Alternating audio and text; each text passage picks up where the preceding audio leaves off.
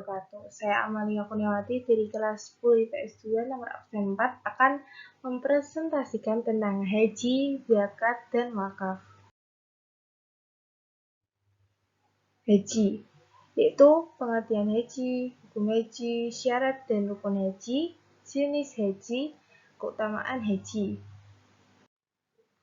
Pengertian dan hukum haji. Pengertian.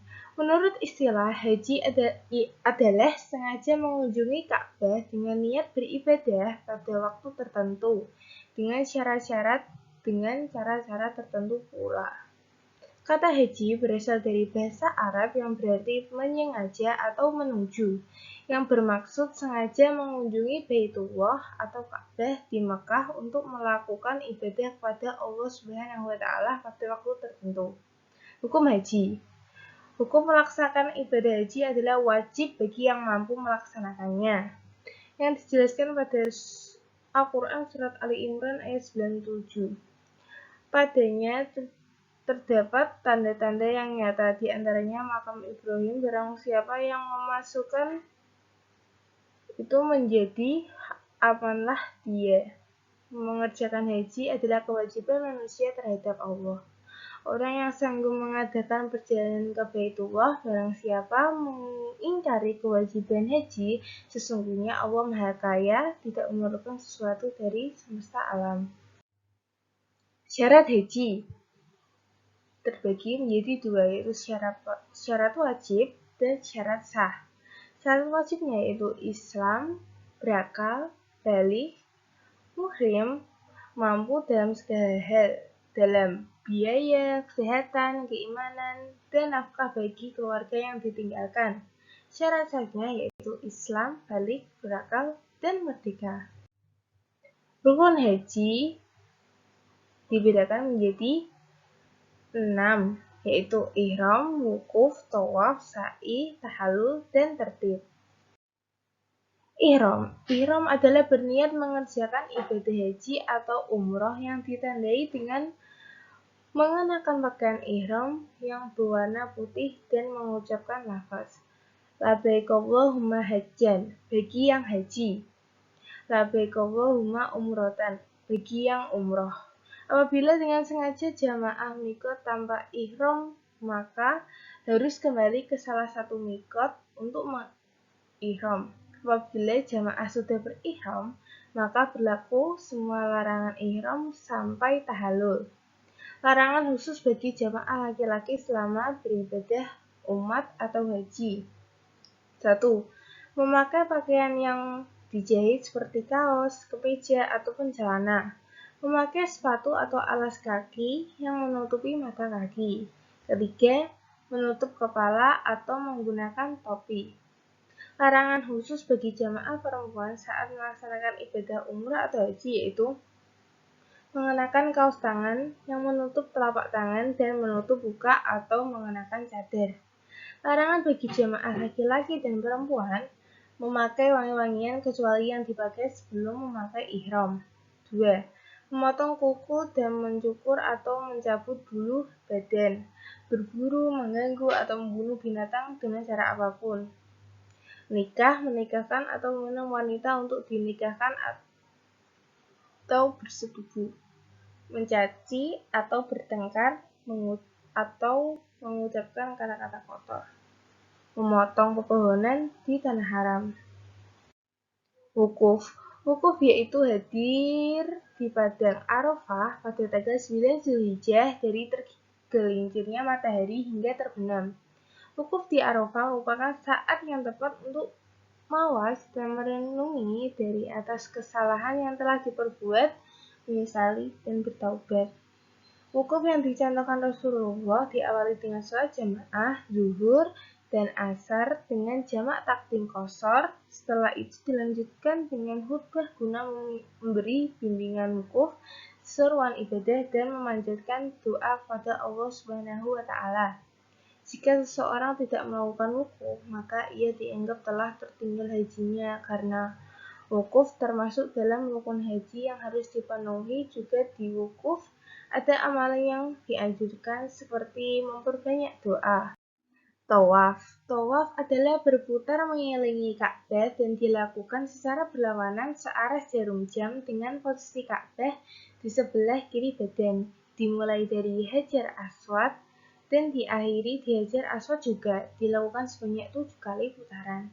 Syarat sah tawaf yaitu ada 7. Niat, menutup aurat, suci dari hadas, dilakukan sebanyak 7 kali putaran, dimulai dan diakhiri di Hajar Aswad, posisi Ka'bah di sebelah kiri orang yang bertawaf, yang terakhir dilaksanakan di dalam Masjidil Haram.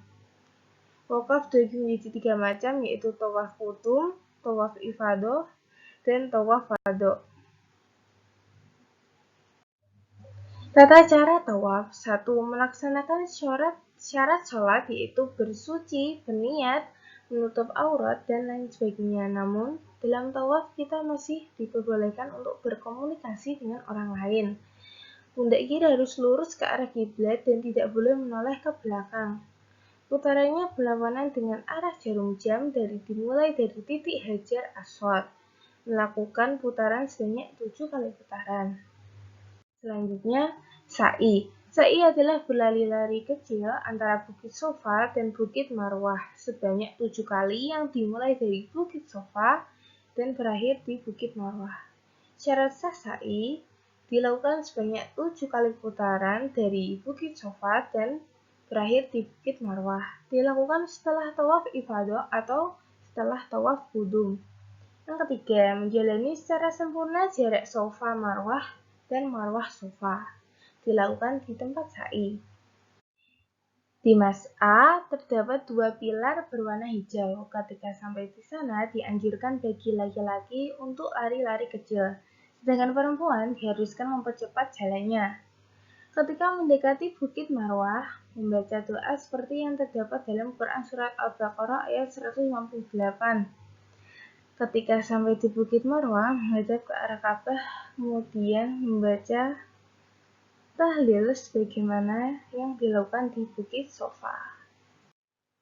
Tahlil dilakukan setelah melontar jumrah Aqobah pada tanggal 10 Zulhijjah yang disebut dengan tahallul awal. Setelah itu, larangan-larangan ini kembali diperbolehkan kecuali dengan suami istri.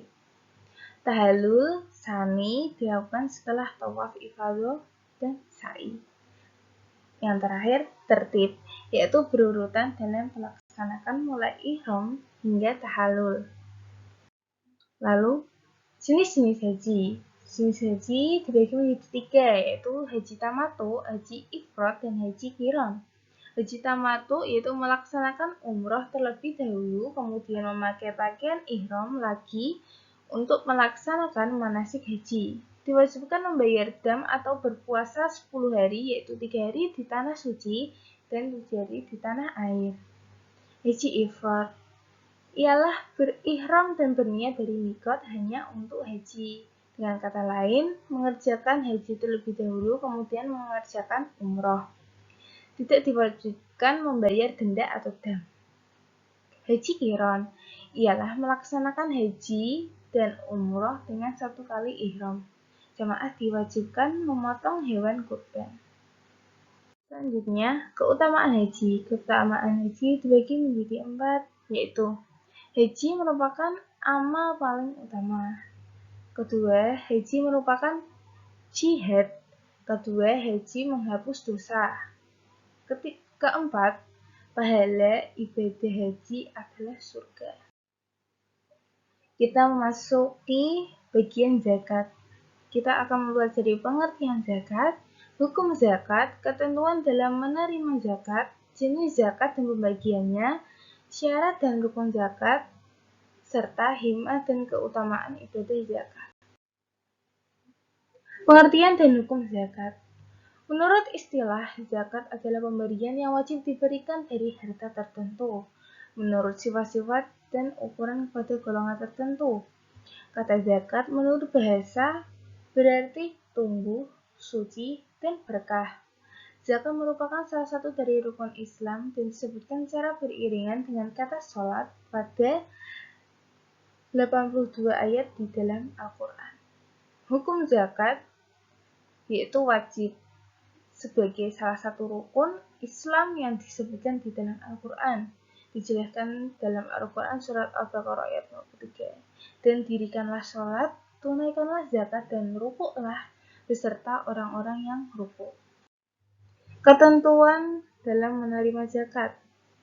Dalam Quran surat At-Taubah ayat 60, Allah memberikan ketentuan ada 8 golongan yang menerima zakat, yaitu 1. Fakir, miskin, amil, mu'alaf, hamba saya, gharimin, fisabilillah, dan ibnu sabil.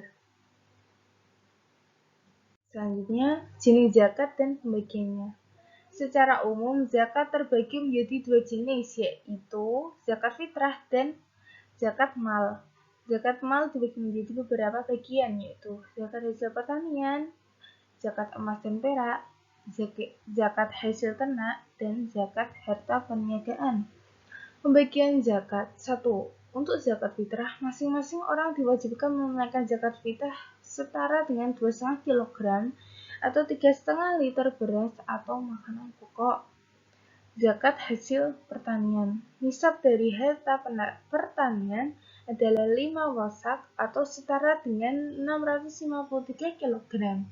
Sementara itu, waktu pembayaran zakat hasil pertanian adalah setiap saat panen tiba. Zakat emas dan perak. Untuk emas, ketika sudah mencapai 85 gram atau 20 dinar dan telah dimiliki selama 1 tahun atau lebih, sementara nisab dari perak adalah 600 gram atau 200 dirham dan telah mencapai haul atau 1 tahun. Keempat, zakat hasil ternak. Hewan ternak berupa unta memiliki nisab 5 ekor, sapi atau kerbau bernisab 5 ekor, sementara kambing atau domba nisabnya 40 ekor. Zakat harta perniagaan. Nisab harta perniagaan dihitung setara dengan 85 gram emas. Selanjutnya, syarat dan rukun zakat. Rukun zakat pertama, pelepasan atau pengeluaran hak milik pada sebagian harta yang dikenakan wajib zakat. Kedua, penyerahan sebagian harta dari orang yang mempunyai harta kepada orang yang bertugas atau orang yang mengurusi zakat atau disebut juga amil zakat. Penyerahan amil kepada orang yang berhak menerima zakat sebagai milik. Syarat zakat yang berhubungan dengan pelaku atau muzaki. 1. Islam. 2. Merdeka. 3. Balik. Dan yang terakhir, berakal. Syarat yang berhubungan dengan jenis harta atau objek zakat. 1. Milik penuh. 2. Berkembang. 3. Mencapai nisab. 4. Lebih dari kebutuhan pokok. 5. Bebas dari hutang. Yang 6. Berlaku setahun atau haul. Terakhir, hikmah dan keutamaan ibadah zakat. Di dalam surat At-Taubah ayat 103, Allah Subhanahu wa Ta'ala berfirman, "Ambillah sebagian dari harta mereka menjadi sedekah atau zakat. Dengan zakat itu, kamu membersihkan dan menyucikan mereka." Quran surat At-Taubah ayat 103. Tujuan zakat antara lain: 1. Membersihkan mereka dari penyakit kikir dan serakah. Sifat tercela juga kejam terhadap fakir miskin dan sifat hina lainnya. 2. Menyucikan jiwa orang-orang berharta. 3. Menumbuhkan dan mengangkat derajatnya dengan berkah dan kebajikan, baik moral maupun amal. Kita masuk ke bagian wakaf. Kita akan mempelajari pengertian dan hukum wakaf, dalil tentang wakaf, syarat dan rukun wakaf, lafaz atau ikrar wakaf, hikmah dan keutamaan wakaf, harta wakaf, dan pemanfaatan wakaf, serta prinsip pengelolaan wakaf. Yang pertama, pengertian dan hukum wakaf.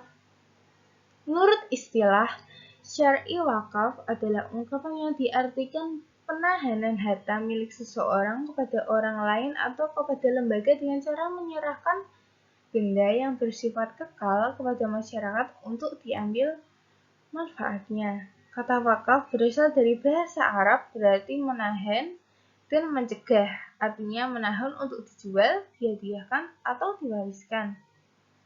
Hukum wakaf, hukumnya yaitu sunnah, namun bagi pemberi wakaf merupakan amaliyah sunnah yang sangat besar manfaatnya, karena bagi wakif merupakan sedekah jariyah.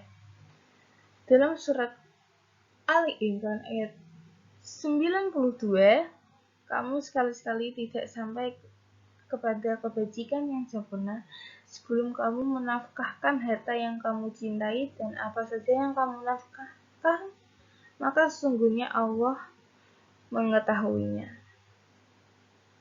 Harta yang diwakafkan harus diketahui kadarnya. Apabila tidak diketahui jumlahnya, maka pengalihan milik tidak sah. Harta yang diwakafkan harus dimiliki oleh wakif. Yang terakhir, harta harus berdiri sendiri, tidak melekat pada harta lain, atau mufarozan, atau gairah sai. Yang ketiga, orang yang meminta wakaf, atau al-ma'ukuf alaihi, dibagi menjadi dua, yaitu tertentu atau muayyan, yaitu orang yang menerima wakaf jelas jumlahnya. Syaratnya, bagi yang menerima, yaitu orang yang boleh menerima harta atau ahlaliyal lal tamlik, tidak tertentu, gairah muayyan, yaitu berwakaf itu tidak tentukan kriterianya. Lafaz atau ikrar serta hikmah dan keutamaan wakaf. Syarat lafaz atau ikrar wakaf. 1. Ucapan ikrar wakaf harus mengandung kata-kata yang menunjukkan kekalnya. Tidak sah wakaf jika ucapannya dengan batas waktu.